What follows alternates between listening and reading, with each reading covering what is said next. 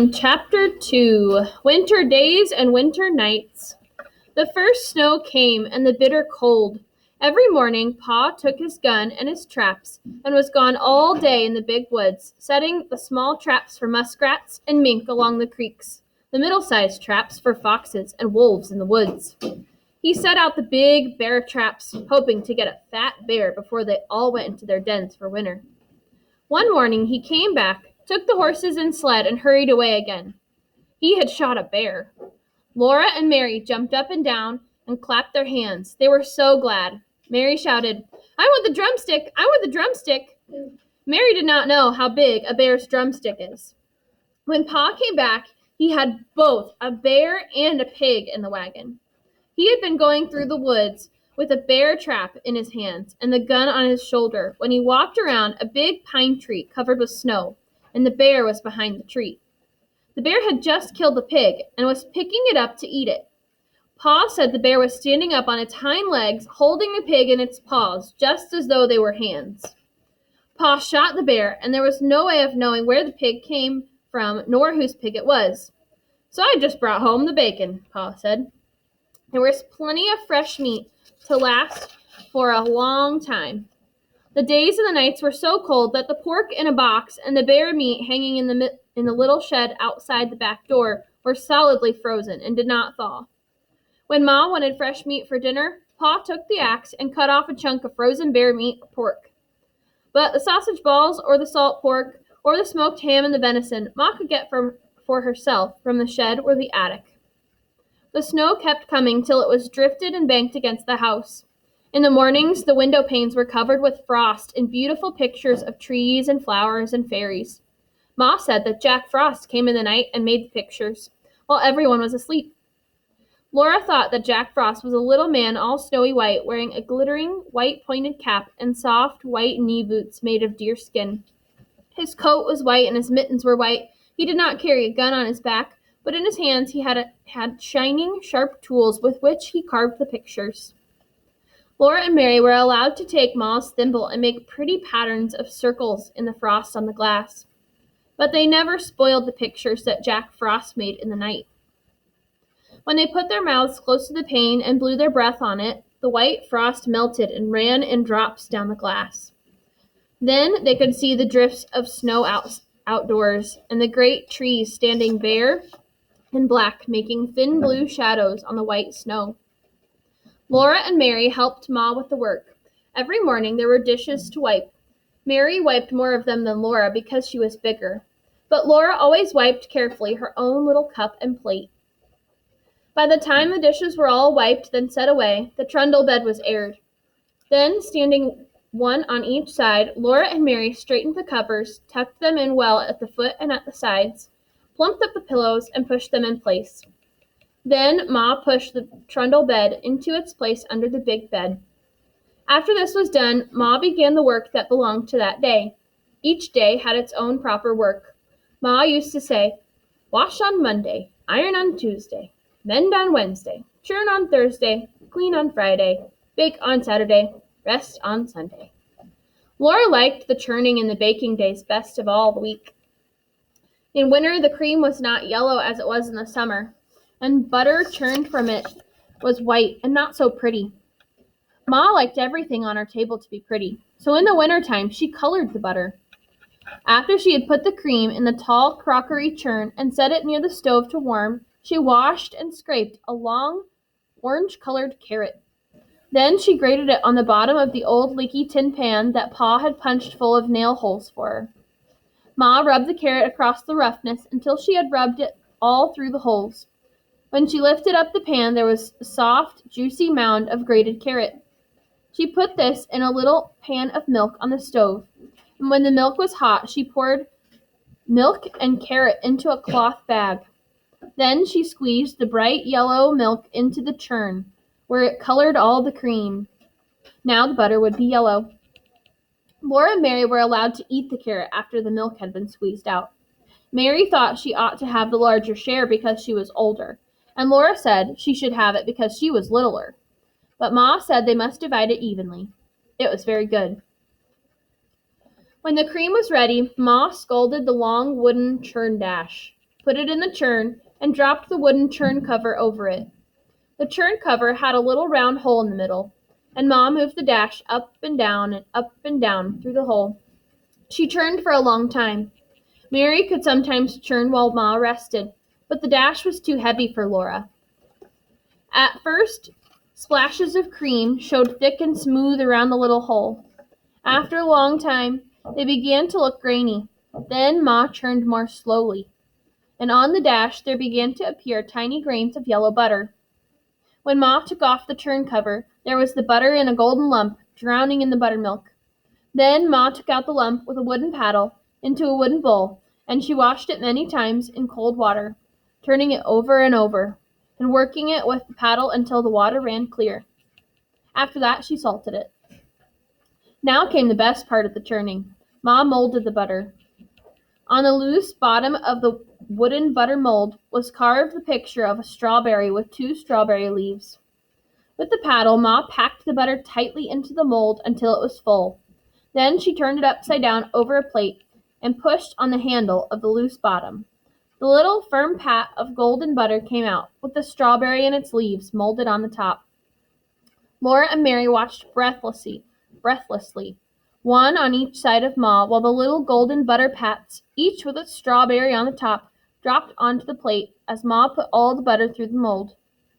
Then Ma gave them each a drink of good, fresh buttermilk. On Saturdays, when Ma made the bread, they each had a little piece of dough to make into a little loaf. They might have a bit of cookie dough, too, to make little cookies. And once Laura even made a pie in her patty pan. After the day's work was done, Ma sometimes cut paper dolls for them. She cut the dolls out of stiff white paper and drew the faces with a pencil. Then, from bits of colored paper, she cut dresses and hats, ribbons and laces, so that Laura and Mary could dress their dolls beautifully. But the best time of all was at night when Pa came home. He would come in from his tramping through the snowy woods with tiny icicles hanging on the ends of his mustaches. He would hang his gun on the wall over the door, throw off his fur cap and coat and mittens, and call, "Where's my little half pint of sweet cider half drunk up?" That was Laura, because she was so small.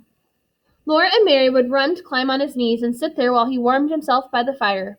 Then he would put on his coat and cap and mittens again and go out to do the chores and bring in plenty of wood for the fire. Sometimes, when Pa had walked his trap lines quickly because the traps were empty, or when he got some game sooner than usual, he would come home early. Then he would have time to play with Laura and Mary. One game they loved was called Mad Dog. Pa would run his fingers through his thick brown hair, standing it all up on end. Then he dropped on all fours and growled.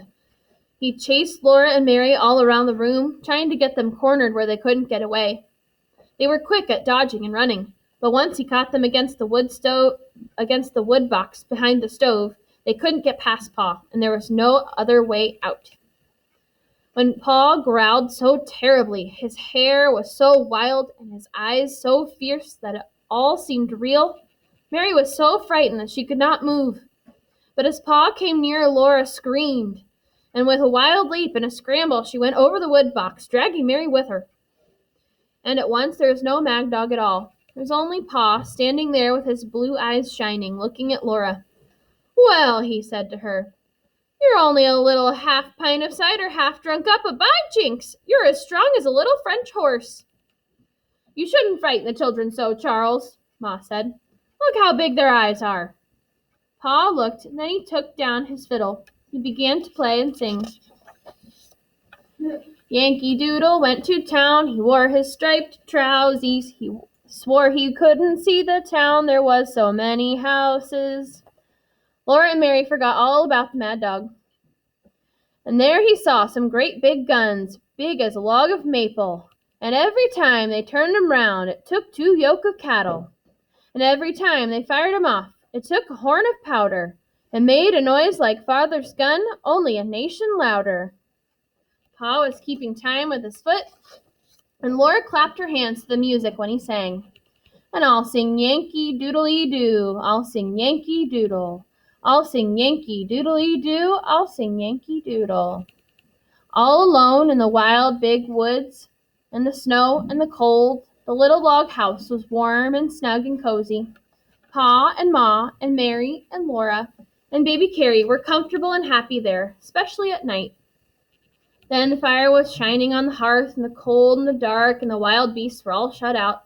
And Jack the brindle bulldog and Black Susan the cat lay blinking at the flames in the fireplace. Ma sat in a rocking chair, sewing by the light of the lamp on the table. The lamp was bright and shiny. There was salt in the bottom of its glass bowl with the kerosene, to keep the kerosene from exploding. And there were bits of red flannel among the salt to make it pretty. It was pretty. Laura loved to look at the lamp, with its glass chimney so clean and sparkling, its yellow flame burning so steadily, and its bowl of clear kerosene colored red by the bits of flannel. She loved to look at the fire in the fireplace, flickering and changing all the time, burning yellow and red and sometimes green above the logs, hovering blue over the gold and ruby coals. And then Pa told stories. When Laura and Mary begged him for a story, he would take them on his knees and tickle their faces with his long whiskers until they laughed aloud. His eyes were blue and merry. One night, Pa looked at Black Susan stretching herself before the fire and running her claws out and in, and he said, "Do you know that a panther is a cat? A great, big, wild cat?" "No," said Laura. "Well, it is," said Pa. "Just imagine Black Susan bigger than Jack and fiercer than Jack when he growls. Then she would be just like a panther." He settled Laura and Mary more comfortably on his knees, and he said, "I'll tell you about Grandpa and the panther." "Your grandpa?" Laura asked. "No, Laura, your grandpa, my father." "Oh," Laura said, and she wriggled closer against Pa's arm. She knew her grandpa. He lived far away in the big woods, in a big log house.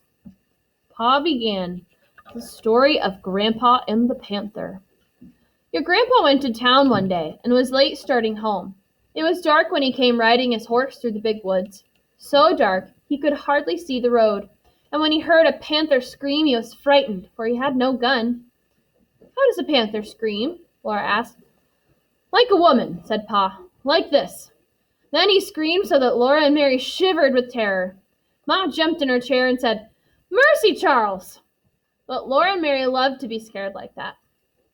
The horse with Grandpa on him ran fast, for it was frightened too, but it could not get away from the panther. The panther followed through the dark woods. It was a hungry panther, and it came as fast as the horse could run. It screamed now on this side of the road, now on the other side. It was always close behind. Grandpa leaned forward in the saddle and urged the horse to run faster. The horse was running as fast as it could possibly run, and still the panther screamed close behind. Then Grandpa caught a glimpse of it as it leapt from treetop to treetop, almost overhead. It was a huge black panther, leaping through the air like Black Susan leaping on a mouse. It was many, many times bigger than Black Susan. It was so big that if it leapt on Grandpa, it could kill him with his enormous slashing claws and its long, sharp teeth. Grandpa on his horse was running away from it just as a mouse runs from a cat. The panther did not scream anymore. Grandpa did not see it anymore, but he knew that it was coming, leaping after him in the dark woods behind him. The horse ran with all its might. At last, the horse ran up to Grandpa's house. Grandpa saw the panther springing. Grandpa jumped off the horse against the door. He burst through the door and slammed it behind him. The panther landed on the horse's back just where Grandpa had been. The horse screamed terribly and ran. He was running away into the big woods with the panther riding on his back and ripping his back with its claws. But Grandpa grabbed his gun from the wall and got to the window just in time to shoot the panther dead. Grandpa said he would never again go into the big woods without his gun. When Pa told this story, Laura and Mary shivered and snuggled closer to him. They were safe and snug on his knees, with his strong arms around them. They liked to be there before the warm fire, with Black Susan purring on the hearth, and good dog Jack stretched out beside her. When they heard a wolf howl, Jack's head lifted and the hairs rose stiff along his back. But Laura and Mary listened to that lonely sound in the dark and the cold of the big woods, and they were not afraid. They were cozy and comfortable in their little house made of logs, with the snow drifted around it and the wind crying because it could not get in by the fire.